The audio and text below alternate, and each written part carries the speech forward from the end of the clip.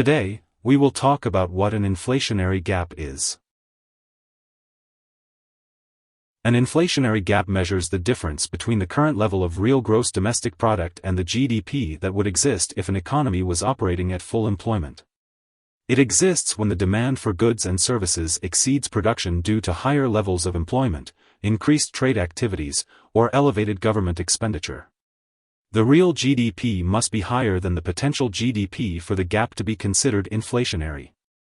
When the potential GDP is higher than the real GDP, the gap is instead referred to as a deflationary gap.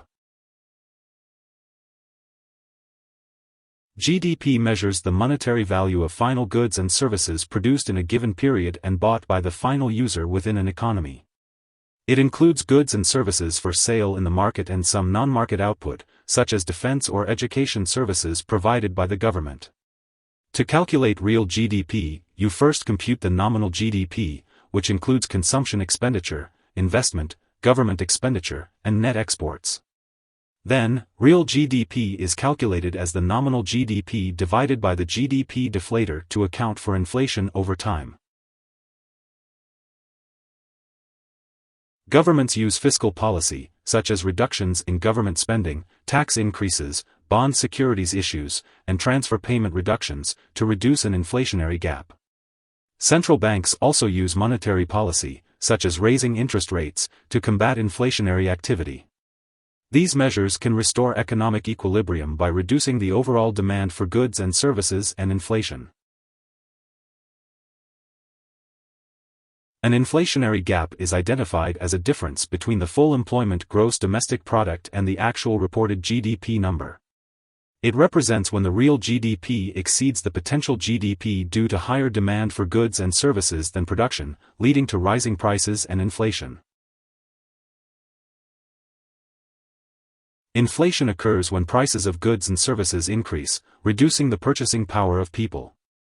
In deflation, there is a downward movement of the general price level of goods and services. An inflationary gap is caused by high levels of employment, increased trade activities, or greater government expenditure, which create higher demand for goods and services than production can keep up with. Here are 5 key takeaways. 1. An inflationary gap measures the difference between the current real GDP and the GDP of an economy operating at full employment. 2. The current real GDP must be higher than the potential GDP for the gap to be considered inflationary. 3. Policies that reduce an inflationary gap include reductions in government spending, tax increases, bond and securities issues, interest rate increases, and transfer payment reductions. 4. A government may use fiscal policy to help reduce an inflationary gap by decreasing the number of funds circulating within the economy.